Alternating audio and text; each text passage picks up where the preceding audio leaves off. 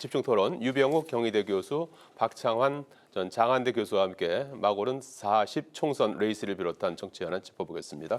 안녕하십니까? 반갑습니다. 안녕하세요.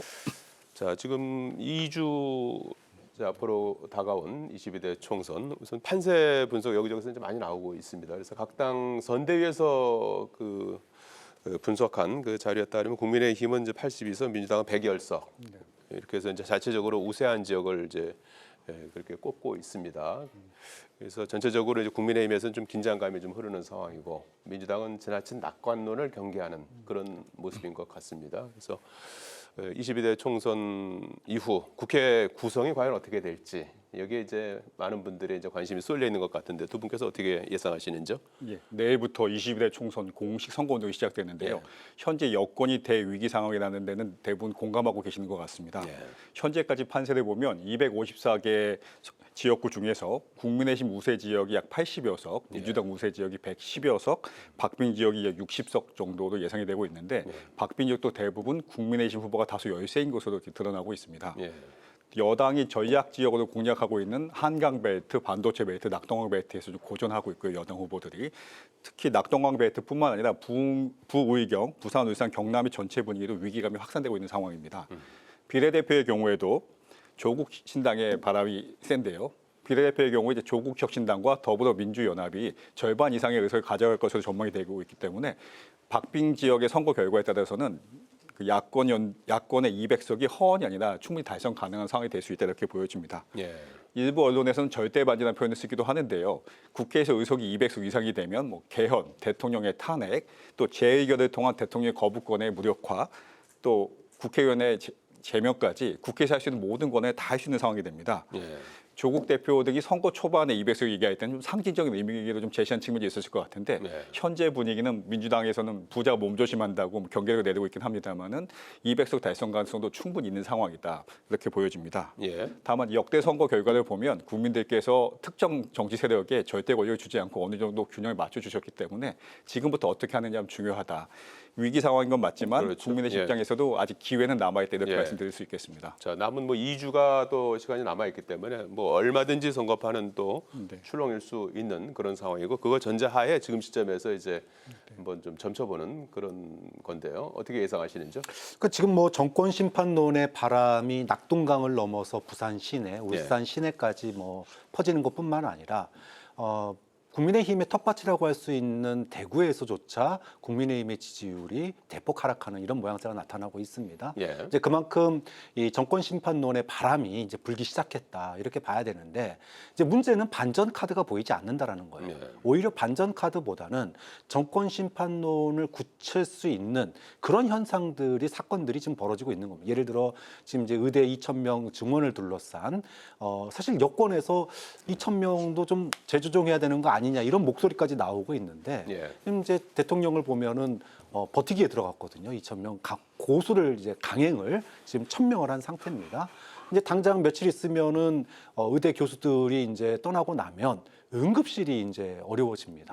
자, 그렇게 되면 의료 대란이 발생할 텐데 벌써 과로로 이제 순직한 의사들이 나타나고 있잖아요. 이런 상황에서 과연 국민들이 이 윤석열 정부의 독단과 독선을 밀어붙이기식 강행 전략을 과연 두고만 보겠느냐. 그러면 이걸 뒤집을 카드가 과연 국민의힘에 있을까? 이런 구조로 본다면 지난번 4년 전에 총선 구도와 비슷하게 당시에는 야권 심판론이었지만 이제는 윤석열 정부 심판론으로 그 비슷한 흐름으로 가는 거 아니냐 그렇게 보면 현재 국회 지형이 그대로 유지되거나 또는 뭐 거기서 10% 정도 왔다 갔다 하는 정도의 그런 어떤 큰 격차가 나는 결과가 나올 것으로 현재로서는 뭐 예상하는 게 상식적인 수준인 것 같습니다. 알겠습니다. 자, 이제 오늘 밤 자정부터 공식 선거 운동이 시작됩니다. 자정에 한동훈 비대위원장은 이제 가락시장에서 선거 운동을 시작하고 이재명 대표는 내일 오전 용산역 광장에서 공식 선거전에 돌입한다고 합니다. 지금 여야가 내놓고 있는 그 슬로건을 보면 여당은 거야 심판, 야당은 이제 정권 심판론을 이제 내세우고 있는 상황이거든요. 그래서 여야의 선거 전략 어떻게 평가하십니까? 예, 내일부터 확성기 대상은 유세가 가능해지고 예. 유세차와 로고송 또 선거운동 등이 가능해지면서 본격적인 선거 분위기가 날 것 같습니다. 선거운동은 일반적으로 전통적인 지지 기반, 소위 집토끼라고 하는 그 전통적인 지지 기반을 먼저 다지고 그다음에 중도도 외연을 확장하는 전략을 펴게 되는데요. 예. 어제 한동훈 비대위원장이 박근혜 전 대통령을 방문했다든가 부의경을 방문한 것은 뭐 집토끼를 다지는 상황으로 보여지고요. 예. 향후에는 아까 말씀드렸던 접전 지역과 또 중도도 외연을 확장하는 선거 전략에 주력할 것으로 보여집니다. 예. 이번 선거는 유난히 좀 정책 이슈가 적고 뭐 심판과 복수만 좀 부각되고 있는 것 같은데 예. 접전 지역에서 유세를 하고 유권자 직접 찾아가는 전략도 중요하겠습니다만은 공중전이라고 하죠. 집권 여당 입장에서는 의대 중원 문제 해결이라든가 뭐 민생 문제, 물가 잡기 등 국민들이 공감할 만한 정책 비전과 민생 해결을 위한 비전을 제시하는 게 좀 중요하다고 생각이 됩니다. 예. 여야의 선거 슬로건 어떻게 평가하십니까? 일단 뭐 야권의 정권 심판론은 뭐 지금으로서는 흐름을 타고 있으니까 예. 뭐 적절한 슬로건이다 이렇게 얘기할 수 있습니다. 이거를 더 굳히기 위해서 예. 국민의 피부에 와닿는 민생 피부에 와닿는 그런 정책이 뒷받침되면 이것이 이제 서로가 이제 상승작용을 일으킬 수 있는 거죠. 자, 이렇게 해서 여권을 심판하면 예. 그럼 너희들은 뭐 할 건데? 여기에 대한 이제 답변이 준비돼야 되는데 예. 이제 민주당이 이제 이번 내일부터 시작되는 선거 운동에 이런 이야기들을 아마 주되게 나갈 거예요. 예. 이제 그런 의미에서 이제 슬로건의 그 깊이, 구도 이런 게 예. 조금은 바뀔 겁니다. 예. 이제 반면에 이제 국민의힘이 예. 최근 일주일 사이에 선거 전략이 오락가락하고 있어요. 가장 대표적인 게 그제밤이었죠. 종북 현수막 개첩을 둘러싸고 당 지도부에서는 이거를 개첩해라. 그리고 예. 전국에 내려보냈는데 수도권 이런 후보들은 이거 못 붙이겠다. 예. 그래가지고 결국은 취소가 됐습니다. 그리고 이 지난주 한 주 동안 지지율이 급락하니까 국민의힘의 대응이 민생 이슈들을 많이 이제 제기를 했어요. 그런데 한쪽에서는 또 어제는 또 박근혜 전 대통령을 예방하면서 또 집토끼 지키기 전략에 들어갔단 말이에요. 예. 그러니까 도대체 지금 국민의힘의 총선 전략이 있는 거냐? 우왕좌왕하고 오락가락하는 거 아니냐라고 하는 이야기가 들리거든요. 이렇게 오락가락하게 되면 이것이 하나의 일관된 방향으로 갈 수가 없습니다. 예. 뭐가 됐든 지금의 이 혼란한 상황에 대해서 어느 정도 수습을 하고 한 목소리를 내야 되는데 지금의 국민의힘은 일단 그 부분을 해결하는 게 우선 아닐까 싶어요. 알겠습니다. 자, 뭐 여야 조금 전에 그 말씀하신 것처럼 정책을 잠깐 좀 짚어보도록 하겠습니다. 한동훈 위원장 오늘 국회를 세종시로 이전하겠다는 공약을 발표했습니다. 뭐 세종시 이전 문제는 지금 진행 중이죠. 그런데 네. 이제 국회 일부 상임위가 이제 가는 걸로 되어 있는데 오늘 나온 공약은 전면적으로 국회를 세종시로 이전하겠다는 이전과는 조금 더 그 파격적인 그런 공약이 될 것 같고 그 이후에 이제 서울 개발 제안을 과감하게 풀겠다 그런 입장인 것 같습니다. 실현 가능성 어떻게 보시는지요? 예, 오늘 오전에 한동훈 비대위원장의 기자회견이 있었는데요. 예. 국민의힘의 선거 구도가 많이 어려운 상황에서 어떤 메시지가 나올지 많이 관심을 가졌었는데 말씀하신 것처럼 국회의사당을 완전히 세종시로 이전하고 예. 서울의 개발 제안을 풀어서 서울을 적극적으로 개발하겠다 이런 내용이었는데 공식 선거 운동을 앞두고 어떤 메시지가 나올지가 상당히 중요한데 세종시 이전에 대한 뭐 찬반 논란은 뭐 차지하더라도 좀 예. 국민 입장에서 보기엔 조금 동떨어진 좀 한가한 느낌이 드는 공약이었다고 보여집니다. 아 그렇습니까? 네. 예. 김종인 비대위원장이 국민의힘의 총선 전략이 아예 없다고 비판하기까지 하고 있는데 지금 선거가 좀 불안한 상황에서 이제 선거판을 흔들기 위해서 공약을 제시한 것으로 보여집니다만은 전체 선거판을 흔들 만큼 파괴력이나 폭발력이 있을지는 의문이고요. 예. 지금이라도 추가적인 민생 관련된 정책 비전 공약이 나오는 게 필요하다고 보여집니다. 예.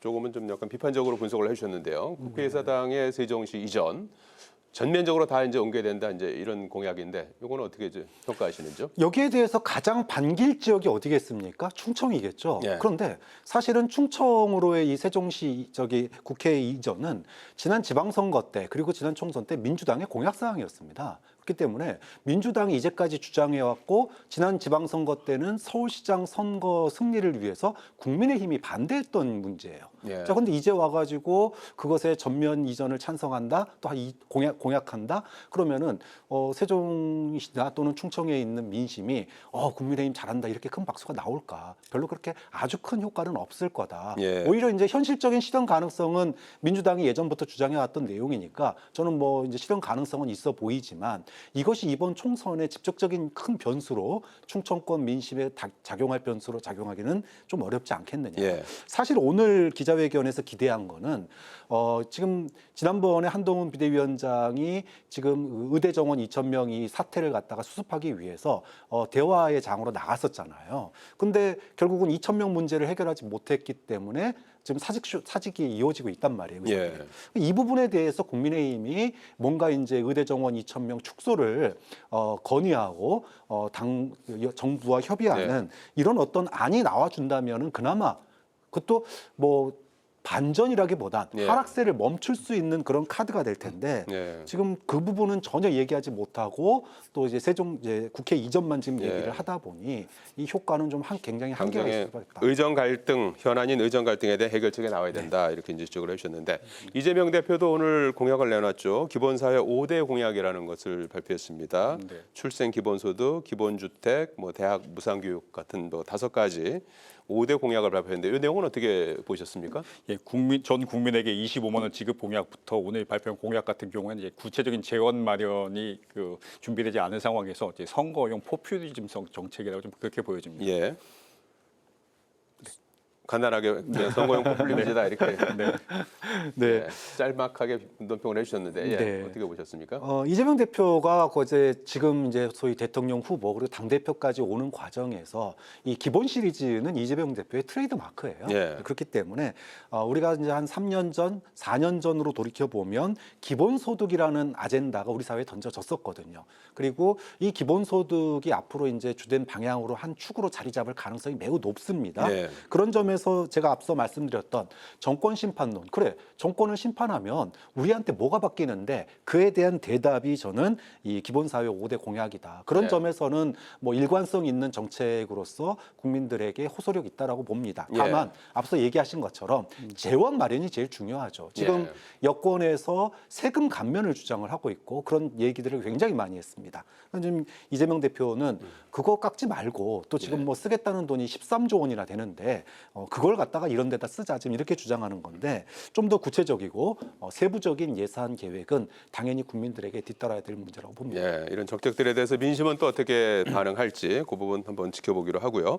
국민의힘은 이제 수도권 위기론에서 이제 벗어나지 못하는 상황에서 계속 나오는 것이 유승민 전 의원 역할론인 것 같아요. 이렇게 해서 이제 중도층, 수도권 청년층의 이제 확장성 있는 유승민 전 의원을 좀 더 스피커로 활용해야 되는 것이 아니냐 이런 지적이 끊임없이 나오는데 당에서는 좀 회의적인 것 같아요. 어떻게 보시는지요? 나경원, 안철수, 원희동 전 장관 등의 공동 선대위원장들이 있습니다만은 예. 본인들 지역구 상황이 녹록치 않았고 공동 선대위원장 역할을 하지 못하는 상황에서 예.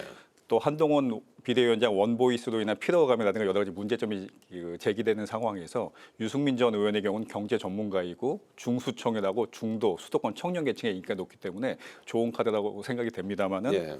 어제 한동훈 비대위원장이 분명히 선을 그었고 오늘 오전에 장동혁 사무총장도 어제 입장에서 변화된 것이 없다고 분명히 선을 그었습니다. 예.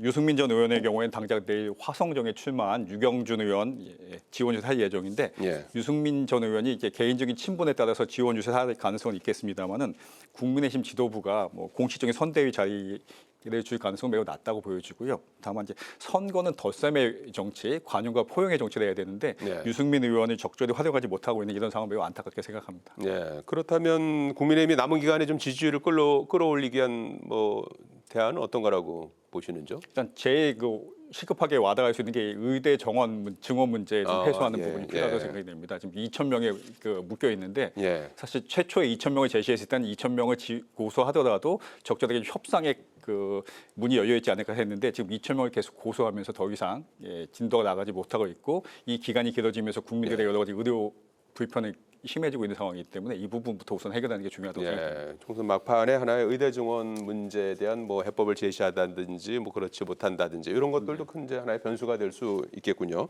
더불어민주당 같은 경우에는 지난번에 이제 지난달 공천 배제 후에 백의종군 뜻을 밝혔던 임종석 전 비서실장이 이제 유세에 합류하기로 했습니다. 그래서 당장 내일 전현희 전 후보 선거 출정식에 참석한 다음에 본인은 저 낙동강 벨트에 집중하겠다 이런 입장이라고 그래요. 이런 상황 어떻게 평가하시는지요?